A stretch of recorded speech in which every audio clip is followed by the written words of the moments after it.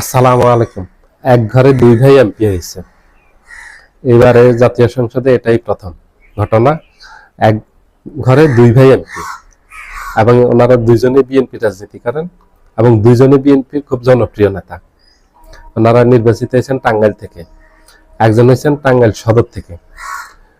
ছাত্র দলের সাবেক সভাপতি এবং যুব দলের সাবেক সভাপতি, বর্তমান বিএনপির কেন্দ্রীয় কমিটির প্রচার সম্পাদক সুলতান সালাউদ্দিন টুকু, উনি টাঙ্গাইল সদর আসন থেকে নির্বাচিত হয়েছেন। আর ওনার বড় ভাই আব্দুল সালাম পিন্টু, উনি টাঙ্গাইলের ভুয়াপুর গোপালপুর এই আসনটা থেকে নির্বাচিত হয়েছেন। ওনারা দুইজনে আপন ভাই। সুলতান সালাউদ্দিন টুকু ছোট, আর আব্দুল সালাম পিন্টু উনি হলেন বড় ভাই। ওনারা দুইজনে বিএনপি রাজনীতি করেন। আর আব্দুল সালাম পিন্টু 2001 সালে বিএনপি সরকারের সময় শিক্ষা উপমন্ত্রী ছিলেন এবং দীর্ঘ 17 বছর কারাভোগ করছেন। 24 আগস্টের বিপ্লবের পর বের হতে পারছেন।